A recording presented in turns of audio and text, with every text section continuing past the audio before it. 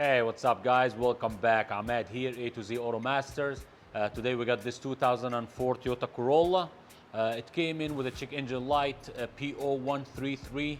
That's an oxygen sensor, bank 1 sensor 1 code, slow response.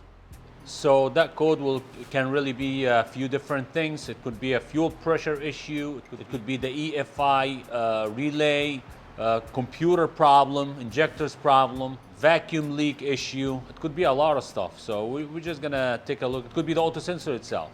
So we're just gonna try to see what's going on today. Just don't forget, as usual, if my video was helpful, if you learned anything from my videos, please make sure you hit that thumbs up button and let us know in the comments how did the job go. And please don't forget to subscribe.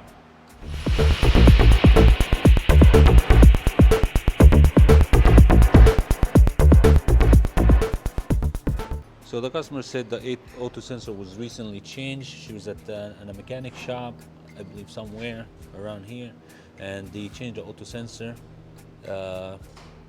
So the code is back. So we know it's not the auto sensor. Okay, I looked at it. It's a Denso. That's a original auto sensor. So auto sensor really is out of the question right now.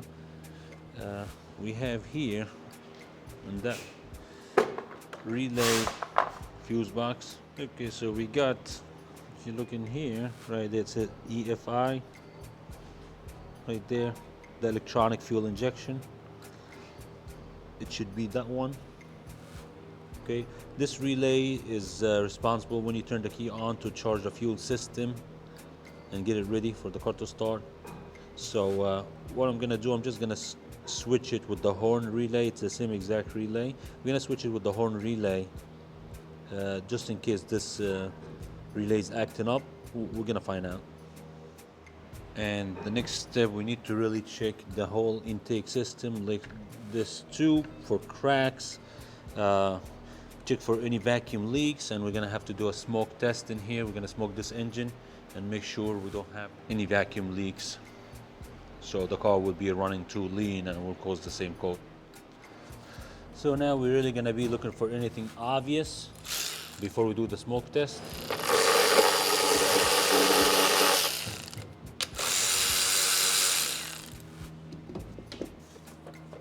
Get this engine cover off.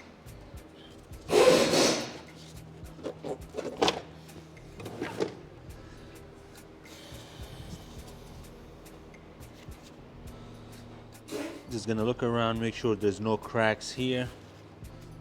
We got few hoses here. You got this one going from the intake manifold to the PCV valve here. You have that one also coming from the throttle, behind the throttle body area, going to the per solenoid, and you also have that hose. Make sure all these hoses, no cracks, nothing broken, nothing obvious. Okay, I'm just gonna pull this hose off of that per solenoid, and we're gonna use this to smoke the engine here. Okay, so I decided to put this tube back and cap it here. It's probably a little bit tighter.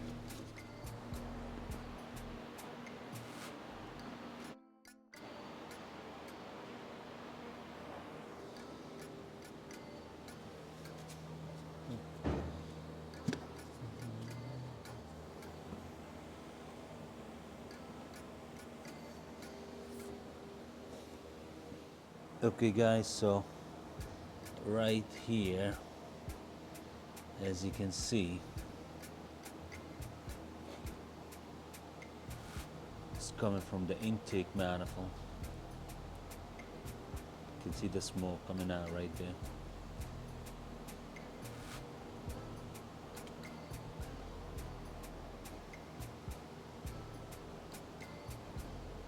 Okay, so we have a leak on that intake manifold gasket. 90%, that's our issue right here. So we're just gonna have to start taking things apart to change that intake manifold gasket. Just taking too much air and it's causing a lean condition, and that will cause the auto sensor to set a code like that.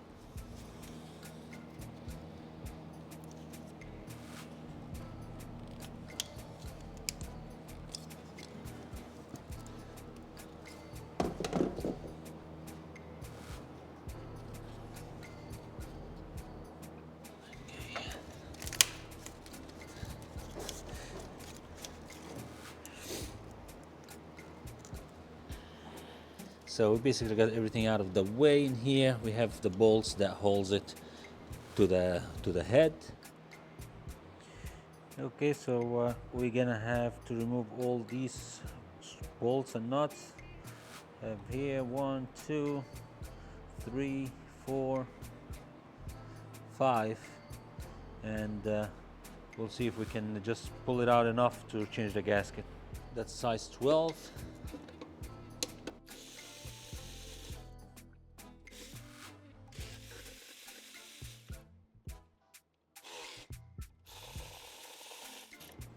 You can just get this out of your way if you want.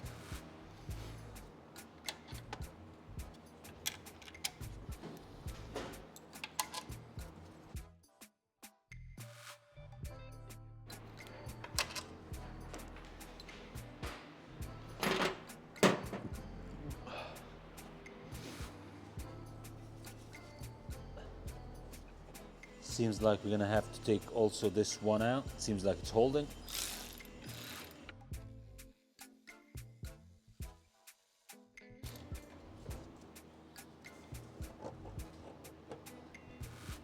Just like that. Leave all the hoses attached. You don't need to drain the coolant for these coolant hoses. So just leave everything like that. Peel it off and just get this gasket out.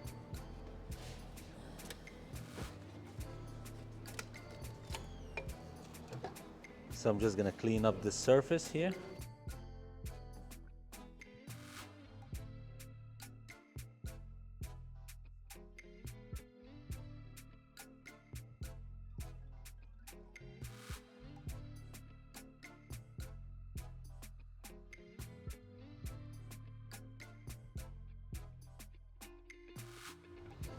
Okay, so you get the gasket back in place, and now very gentle, just slide it, put the manifold back in place, and make sure the gasket won't fall out while you do that.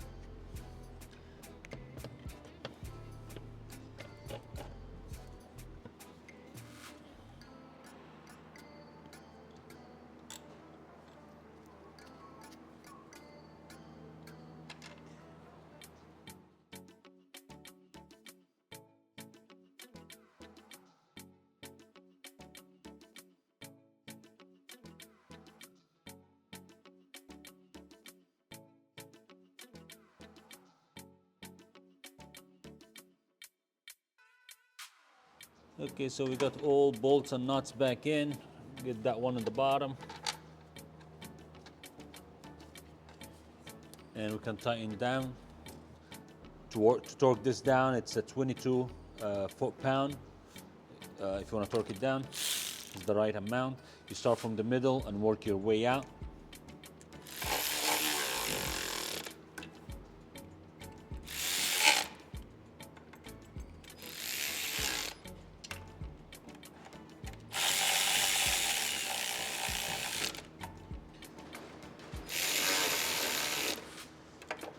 I just snug them down. Now I can torque them.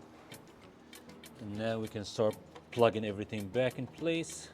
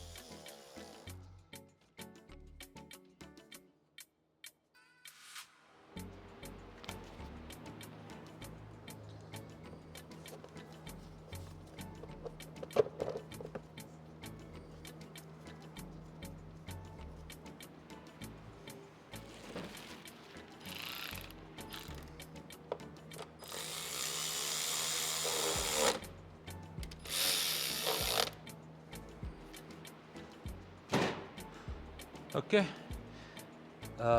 job is done. Just gonna reset the check engine light, do a drive cycle, and make sure this light doesn't come back on.